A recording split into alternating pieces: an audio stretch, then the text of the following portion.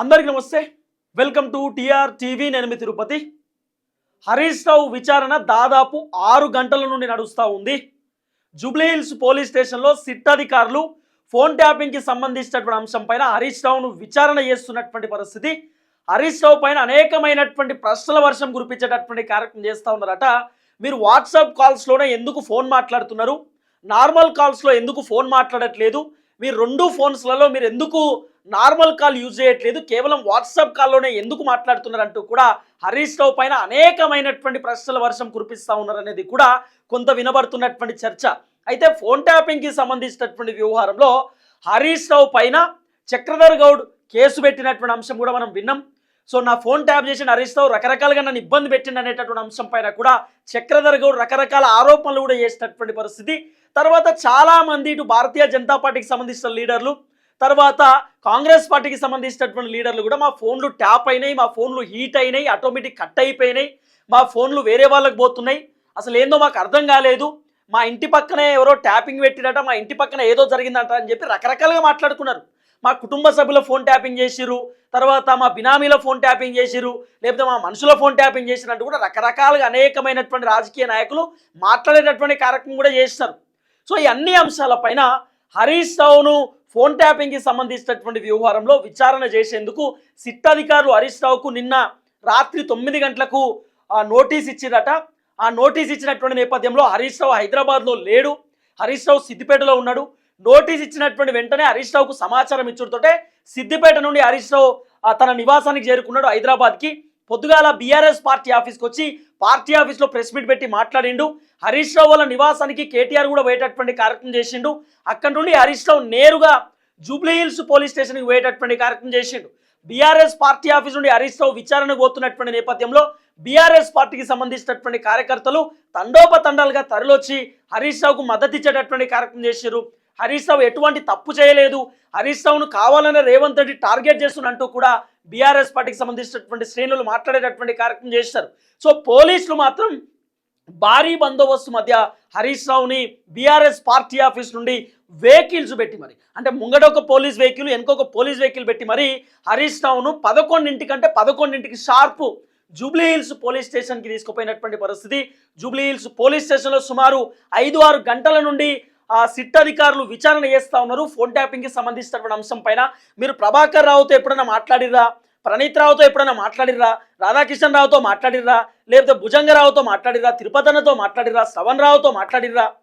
అసలు మీరు WhatsApp call ఎందుకు చేస్తున్నారు, నార్మల్ కాల్ ఎందుకు చేస్తలేరు, మీరు ఎన్ని ఫోన్లు మార్చిర్రు, ఫోన్లు మార్చాల్సిన అవసరం ఎందుకు వచ్చింది, ఇట్లా రకరకాలుగా హరీష్ రావును ప్రశ్నలు అడిగేటటువంటి కార్యక్రమం చేస్తారట.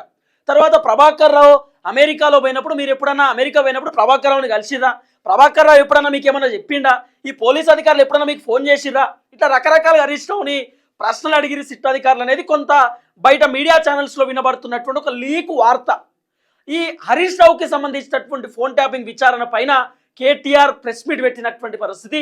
కేటీఆర్ కీలకమైనటువంటి వ్యాఖ్యలు చేసిండు. రేవంత్ రెడ్డిని ఉద్దేశించి, కాంగ్రెస్ ప్రభుత్వాన్ని ఉద్దేశించి కేటీఆర్ కీలకమైనటువంటి స్టేట్మెంట్స్ ఇచ్చినటువంటి పరిస్థితి. దాదాపు కేటీఆర్కి సంబంధించినటువంటి కొన్ని మెయిన్ పాయింట్స్ కట్ చేసి పెట్టుకున్నా. ఆ మెయిన్ పాయింట్స్ ఒకసారి నేను మీకు వినిపించేటటువంటి కార్యక్రమం చేస్తా. కేటీఆర్ మాట్లాడినటువంటి మాటలు. పొద్దున్నే కేటీఆర్ హరీష్ రావు ఇద్దరు కలిసి ప్రెస్ మీట్ పెట్టినారు, కానీ కేటీఆర్ ఎక్కడ కూడా మాట్లాడలేదు. కేవలం హరీష్ రావు మాత్రమే పొద్దున మాట్లాడేటటువంటి కార్యక్రమం చేసిండు. ఇప్పుడు నేరుగా కేటీఆర్ కూడా ప్రెస్ మీట్ పెట్టి హరీష్ రావుకు సంబంధించినటువంటి వ్యవహారంలో కీలకంగా మాట్లాడేటటువంటి కార్యక్రమం చేసిండు. కాంగ్రెస్ ప్రభుత్వాన్ని ఉద్దేశించి, రేవంత్ రెడ్డిని ఉద్దేశించి కూడా కేటీఆర్ మాట్లాడే కార్యక్రమం చేసిండు. ఒకసారి కేటీఆర్ ఏం మాట్లాడిండు అనేది క్లియర్గా నేను మీకు వినిపించేటటువంటి కార్యక్రమం చేస్తాను. అంతకంటే ముందు ఫస్ట్ టైం మన ఛానల్ చూస్తున్న వాళ్ళు దయచేసి సబ్స్క్రైబ్ చేయండి, షేర్ చేయండి, లైక్ చేయండి. మీ ఆస్తులు ఏం అడుగుతలేను, లైక్ కొట్టేటటువంటి కార్యక్రమం చేయండి. మన ఛానల్ ఇంకా జనాల్లోకి బలంగా పోవాల్సినటువంటి అవసరం ఉంది. రైట్గా టాపిక్లో పోతే కేటీఆర్ ఏం మాట్లాడిందో వినుర్రి. ముఖ్యమంత్రి అన్న సోయి లేదు. తెల్లారి లేస్తే కేసీఆర్ గారిని తిట్టడం, మా పార్టీ నాయకులను తిట్టడం, పనికి మాలిన బూతులు మాట్లాడడం, పనికి మాలిన పని చేయడం తప్ప. అందుకే అంటున్నా నేను, అదృష్టం అందలం ఎక్కించిన బుద్ధి మాత్రం బురద బుద్ధి రేవంత్ రెడ్డిది. అందుకే ఈ దిక్కుమాలిన పనులు చేస్తూ ఉన్నాడు. 2 సంవత్సరాల నుంచి సాగదీస్తున్నాడు ఫోన్ ట్యాపింగు. నేను ఇవాళ అడుగుతా ఉన్నా రేవంత్ రెడ్డిని, ఎందుకు ఒక్క అధికారి కానీ, ఒక్క మంత్రి కానీ, లేదా స్వయంగా హోంమంత్రి ముఖ్యమంత్రిగా ఉన్న ఈ రాష్ట్రంలో ఒక్క అఫీషియల్ ప్రెస్ మీట్ ఎందుకు ఉండదండి ఫోన్ ట్యాపింగ్ మీద? ఒక్కరు బయటకు వచ్చి ఎందుకు మాట్లాడరు? ఎన్ని రోజులు లీక్ల మీద బతుకుతావు? జరిగింది తప్పు అంటున్నావు. ఏం తప్పు జరిగింది చెప్పు. ఇంకెన్ని రోజులు లీక్ల మీద బతుకుతావు? ఎన్ని రోజులు లీకులు ఇచ్చుకుంటా ఫలానా వల్లదైంది, ఇదైంది, అల్లమైంది, బెల్లమైంది, పనికిమాలిన లీకులు తప్ప ఒక్క అధికారిక ప్రెస్ మీట్ ఈరోజు వరకు ఉందా? సిట్టు కానీ ఇంకోటి కానీ లేదా మంత్రులు కానీ ముఖ్యమంత్రి కానీ ఒక్క మాట అధికారికంగా చెప్పిన పాపన వినరా? ఏంది ఫోన్ ట్యాపింగ్? ఎవరి ఫోన్ ట్యాపింగ్? ఎక్కడ ఫోన్ ట్యాపింగ్? ఏం జరిగింది? రాజకీయ వేధింపులకు ఇంకా విచిత్రం ఏంటంటే అది కథ. సో కేటీఆర్ ఈ విధంగా మాట్లాడిండు. నిజంగా వాస్తవం. కేటీఆర్ చెప్పినటువంటి ఒక మాట అయితే నేను 100% చెప్తా. ఏంది అంటే ఫోన్ ట్యాపింగ్ అని చెప్పి దాదాపు 2 సంవత్సరాల నుండి కాంగ్రెస్ అధికారంలోకి వచ్చినటువంటి వెంటనే ఫోన్ ట్యాపింగ్కి సంబంధించినటువంటి అంశాన్ని ఎత్తుకున్నారు. హరీష్ రావు ఉన్నాడు, కేటీఆర్ ఉన్నాడు, కేసీఆర్ ఉన్నాడు, సంతోష్ రావు ఉన్నాడు. ఫోన్ ట్యాపింగ్ వెనకాల వీళ్ళే చేపించిర్రు. జడ్జీల ఫోన్లు విన్నారు, అధికారుల ఫోన్లు విన్నారు, తర్వాత పొలిటీషియన్ల ఫోన్లు విన్నారు, తర్వాత ఇటు సినిమా ఇండస్ట్రీ వాళ్ళ ఫోన్లు విన్నారు. రకరకాలుగా బీఆర్ఎస్ పార్టీకి సంబంధించినటువంటి లీడర్ల పైన ఎలిగేషన్స్ చేశారు. మరి రేవంత్ అన్న సిట్టు విచారణ చేసిండు. ఇటు పోలీసులు ఎవరైతే ఎస్ఐబికి సంబంధించినటువంటి ఇంటెలిజెన్స్ పోలీసులు ఉన్నారో వాళ్ళని అరెస్ట్ చేసిరు, విచారణ చేసిరు. సిఐ క్యాడర్ నుండి ఏసీపీ డీసీపీ క్యాడర్ ఉన్నటువంటి వాళ్ళని కూడా విచారణ చేసిరు. మరి వాళ్ళు ఒక్కళ్ళు కూడా కేసీఆర్ పేరు చెప్పలేకపోయారు ఎందుకు? ఒక్కళ్ళు కూడా హరీష్ రావు పేరు చెప్పలేకపోయారు ఎందుకు? కేటీఆర్ పేరు చెప్పలేకపోయారు ఎందుకు? సంతోష్ రావు పేరు చెప్పలేకపోయారు ఎందుకు? నిజంగా ఫోన్ ట్యాపింగ్లో కల్వకుంట్ల కుటుంబ సభ్యులు ఎవరైనా ఉంటే, బీఆర్ఎస్ పార్టీ లీడర్లు ఎవరైనా ఉంటే ఒక్క అధికారి కూడా చెప్పడా? లేకపోతే 2 సంవత్సరాల నుండి కాంగ్రెస్ పార్టీకి సంబంధించినటువంటి ఎమ్మెల్యేనో, ఎంపీనో, మంత్రో, ఎమ్మెల్సీయో, ముఖ్యమంత్రో అధికారికంగా ఒక ప్రెస్ మీట్ పెట్టి పలాని కేటీఆర్ ఉన్నాడనో, హరీష్ రావు ఉన్నాడనో, కేసీఆర్ ఉన్నాడనో, సంతోష్ రావు ఉన్నాడనో పేరు కూడా చెప్పరా? ప్రెస్ మీట్లు పెట్టరు. పలాని ఫోన్ ట్యాపింగ్ వెనకాల వీళ్ళు ఉన్నారని చెప్పరు. కానీ విచారణ మాత్రం చేస్తున్నారు. ఇప్పుడు హరీష్ రావును ఇమీడియట్లీ రావాలని రాత్రి 9 గంటలకు నోటీస్ ఇచ్చి 11ంటికి తీసుకుపోయారు జూబ్లీహిల్స్ పోలీస్ స్టేషన్కి. ఏం విచారణ? కేటీఆర్ చెప్తున్నటువంటి మాట వాస్తవమే. ఫోన్ ట్యాపింగ్ ఏడ జరిగింది, ఎవరు చేసిరు, ఎక్కడ జరిగింది, ఎవరు కుటుంబ సభ్యులను ఇబ్బంది పెట్టిరు, ఇవన్నీ చెప్పాలి కదా. గతంలో రకరకాలుగా మీడియా ఛానల్ వచ్చినాయి వార్తలు. ఏమని? రేవంత్ రెడ్డి ఇంటి దగ్గరే 500 మీటర్ల దూరంలో ఫోన్ ట్యాపింగ్ సర్వర్ పెట్టి ట్యాప్ చేసిరని. 2018లో బీఆర్ఎస్ అధికారంలోకి రావడానికి కారణమే ఫోన్ ట్యాపింగ్ అని. 2016-17లోనే ఇజ్రాయెల్ దేశం నుండి ఫోన్ ట్యాపింగ్ ఎక్విప్మెంట్స్ కొనుక్కొచ్చి ఫోన్ ట్యాపింగ్ చేసి 100 కోట్లు పెట్టిరని చెప్పి కూడా వార్తలు వచ్చినాయి. మరి ఏమైంది? ఇన్ని వార్తలు వచ్చినప్పుడు వార్తల పైన మీరు సిట్ చేస్తున్నారు, స్పెషల్ ఇన్వెస్టిగేషన్ టీం పెట్టినప్పుడు మరి ఆ ఇన్వెస్టిగేషన్ టీం ఏం తేల్చిరు 2 సంవత్సరాల కాంచెల్లి? ఈ సీరియల్ ఎపిసోడ్ ఎందుకు కొనసాగిస్తున్నారు? ఈ ఎపిసోడ్ 100 ఎపిసోడ్లు అయిపోయినాయి. ఆల్రెడీ 100 ఎపిసోడ్లు అయిపోయినాయి. ఇప్పుడు మళ్ళా సీజన్ 2 అన్నట్టు. ఇది సీజన్ 1 అయిపోయింది, సీజన్ 2. ఇప్పుడు హరీష్ రావు విచారణ. హరీష్ రావు తర్వాత రేపో మాపో కేటీఆర్ను విచారణ చేస్తారు. కేటీఆర్ విచారణ అయిపోయినాక రేపో మాపో కేసీఆర్ని లాగుతారు. ఇక వెనకాల కేసీఆర్ని లాగుతారు. కేసీఆర్ కూడా ఫోన్ ట్యాపింగ్ వెనకాల ఉండొచ్చు. వీళ్ళందరినీ విచారణ చేయాలి. వీళ్ళందరూ కీలకమైనటువంటి వ్యక్తులు. ముఖ్యమంత్రి హస్తం కూడా ఉండొచ్చు. ముఖ్యమంత్రి అంటే అప్పుడు కేసీఆర్ ముఖ్యమంత్రి కదా బీఆర్ఎస్ పార్టీ ఉన్నప్పుడు, మాజీ ముఖ్యమంత్రి హస్తం కూడా ఉండొచ్చు అని కేసీఆర్ని కూడా లాగే కార్యక్రమం చేస్తారేమో. ఇట్లా రకరకాలుగా వినబడుతున్నటువంటి వ్యవహారం.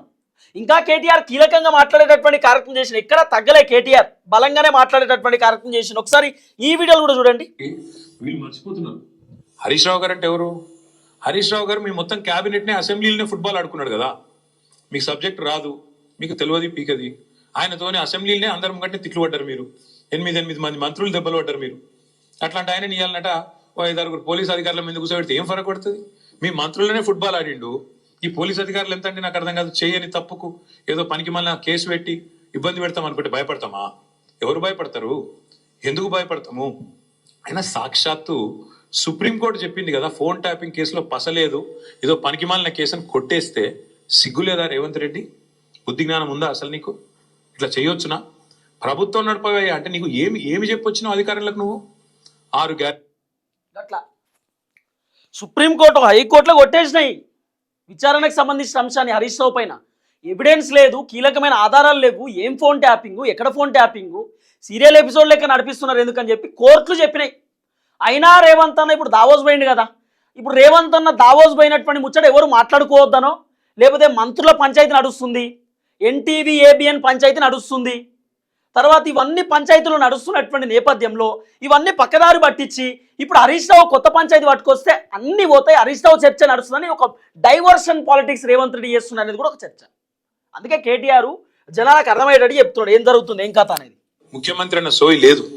తెల్లారి లేస్తే కేసీఆర్ గారిని, వాళ్ళ పెద్దలు మాజీ మంత్రివర్యులు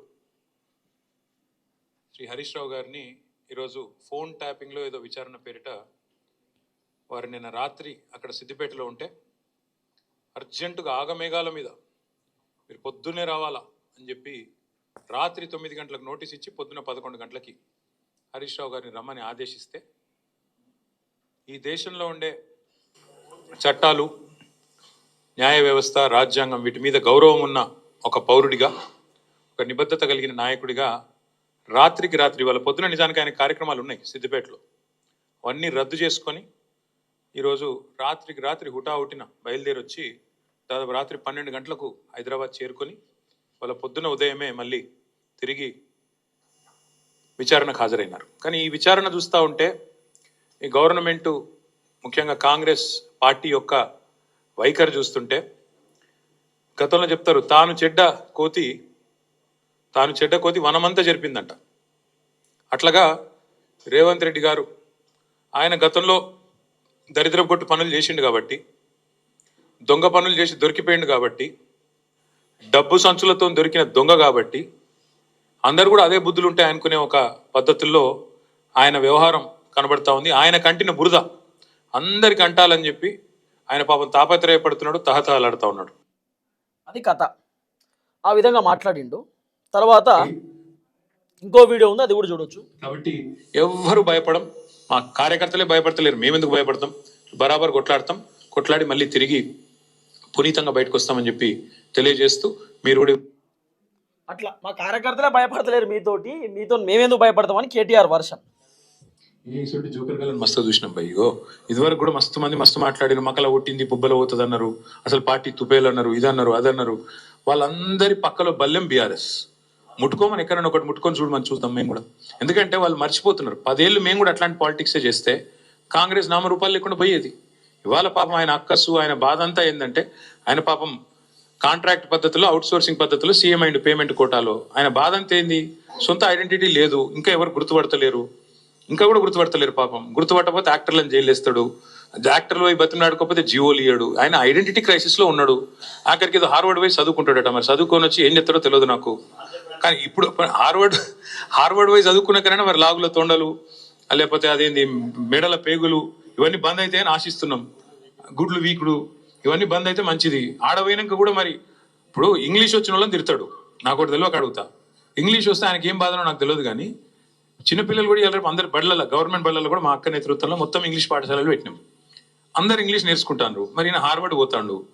ఈయన మరి అక్కడ వాళ్ళు ఏం చెప్తారు, ఈయన ఏం వింటాడు, ఈయనకి ఏం అర్థమవుతుంది, అర్థమైనాక మళ్ళీ బయటికి ఏం సర్టిఫికేట్ ఇస్తారు, ఏం మాట్లాడతాడు, మళ్ళీ వచ్చి మా భయం మాకుంది. అక్కడ మళ్ళీ ఇంగ్లీష్ అనగానే నన్ను మళ్ళీ వాళ్ళని తిడతాడేమో, అరే మీరు బాత్రూమ్ కడుక్కుంటూ తిడతాడేమో. ఎందుకంటే అమెరికాలో ఎవరి బాత్రూమ్ వాడు కడుక్కుంటాడు, మరి ఆడ ప్రొఫెసర్ అయినా కూడా వాని బాత్రూమ్ వాడు కడుక్కోవాలి. కాబట్టి మరి ఈయన పోయి ఏం నేర్చుకుంటాడు, ఏమైతుంది చూడాలి. మరి 30 తారీఖు నాడు నేనైతే అనుకుంటున్నా రేవంత్ రెడ్డి గారు కొత్త మనిషి వస్తాడేమో. ఆ కొత్త మనిషి ఏమైనా కొత్త మాటలు ఏమైనా చెప్తాడా, మళ్ళీ గదే చెత్త మాటలు చెప్తాడా చూద్దాం. Thank you. జై తెలంగాణ. అట్లా ఆ విధంగా ఇంకో వీడియో కూడా. మరి ఒక మీడియా సంస్థ ఏదో కథనం వేస్తే దాని మీద సిట్టేసి 3 జర్నలిస్ట్ని అరెస్ట్ చేసినావు కదా. మరి ఇంకో మీడియా సంస్థ చెప్తున్నది సేమ్ మాట చెప్పింది. ఇంకో మీడియా సంస్థ అయితే ఇంకా దారుణంగా మాట్లాడింది. బట్టి విక్రమార్కనే ఇలా పాత్ర పోషించిండు, ఆయననే మొత్తం టెండర్లు రిగ్ చేసిండు 9 ఇలా ఓపెన్ గా ఒక మీడియా సంస్థ రాసింది. మరి వాళ్ళ మీద ఎందుకు ఉండదు యాక్షన్, వాళ్ళ మీద ఉండదా సిట్టు? అంటే పగబడితే కూడా ఓన్లీ తెలంగాణ జర్నలిస్టులను పగబట్టాలా? ఓ 2 బీసీ బిడ్డలు, ఒక ఎస్సీ బిడ్డ, 3 జర్నలిస్టులు, వాళ్ళని మాత్రం లోపలేయాలా? యాజమాన్యాలను ముట్టవు, నీకు ఆ ధైర్యం లేదు. వాళ్ళని మాత్రం ఎవరైతే అసలు దొంగలు ఉన్నారో వాళ్ళని ముట్టుకునే ధైర్యం లేదు నీకు. ఇవన్నీ ప్రజలు చూస్తలేరు అనుకుంటున్నావా? అది కథ.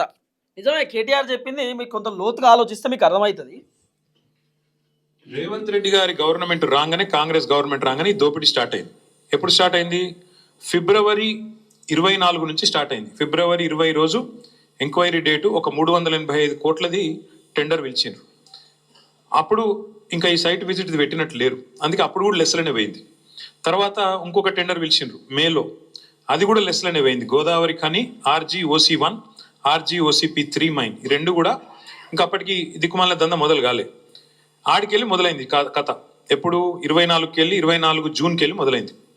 ఫస్ట్ టెండర్ ఎప్పుడు స్టార్ట్ అయిందంటే విక్రమ్ రెడ్డి అన్నట్టు ఆయన కాంట్రాక్టరు, తర్వాత సృజన్ రెడ్డి, దీక్షిత్ రావు, జి వెంకటేశ్వర్ రెడ్డి, తర్వాత CH సుశాంత్, సుధీర్ హీరాలాల్ ధోలు, వీళ్ళందరూ కలిసి రింగ్ అయ్యి మొత్తానికి ఇప్పటికీ 7 టెండర్లు అన్నీ కూడా ఎక్సెస్ బేసిస్లో ఇదే సైట్ విజిట్ సర్టిఫికేషన్ అనే అడ్డమైన నిబంధన పట్టుకొని, అంటే కాంట్రాక్టర్ సైట్కు రావాలి, వస్తేనే సింగరేణి సర్టిఫికేట్ ఇస్తుంది. తప్పన కాంట్రాక్టర్ నేను బిడ్ వేస్తా అంటే సర్టిఫికేట్ ఇయ్యదు. సృజన్ రెడ్డి ఫోన్కు ఆయన బెదిరింపులకు లొంగకపోతే వినకుండా ఎక్సెస్ ఇప్పటికీ గతంలో -10 -22లో పోయిన టెండర్లు ఇవాళ డైరెక్ట్గా సృజన్ రెడ్డి కంపెనీకి 207 కోట్ల కాంట్రాక్టు +12%కి వచ్చింది. శోధా కన్స్ట్రక్షన్స్ అనే కంపెనీ సృజన్ రెడ్డిది, వాళ్ళ భార్య పేరు ఉంటుంది అందులో. ఇది వాస్తవమా కాదా దయచేసి మీరు తెలుసుకోండి, కాపీ కూడా మీ అందరికి ఇస్తాను, మీరు కూడా తెలుసుకోవచ్చు.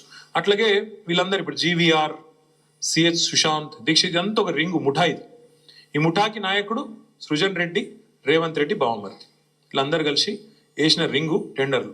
ఇది నిన్న హరీష్ రావు గారు బయట పెట్టిండు. ఏమన్నాడు హరీష్ రావు గారు నిన్న? 9 ఒక్కటే రద్దు చేస్తే సరిపోదు బట్టి గారు, మరి నీకు తెలియకుండా జరుగుతున్నాయి ఇవన్నీ, ఇవి కూడా రద్దు చేస్తావా లేదా అన్నాడు. దాంతోనే ప్రభుత్వం లిక్కిపడ్డది. ఓహో మా దొంగతనం బయటపడుతుంది కాబట్టి ఏం చేయాలి, హరీష్ రావుకు నోటీసు, నిన్న సాయంత్రం నోటీసు, పొద్దున ఎంక్వైరీ. ఇది మొదటిసారి కాదు. అట్లా పొద్దున్నే చెప్పిన మీకు ఇట్లా భయపెడతాడు రేవంత్ అన్న అని చెప్పి. రేవంత్ రెడ్డి బావమరిది గురించి హరీష్ రావు నిన్న మాట్లాడితేనట ఈరోజు హరీష్ రావుని తీసుకుపోయి విచారణ చేస్తారు. నిన్ననే మాట్లాడితే నిన్న 9 గంటలకు రాత్రి హరీష్ రావుకు నోటీస్ పోయింది, నువ్వు సిట్టు విచారణకు రావాలని చెప్పి.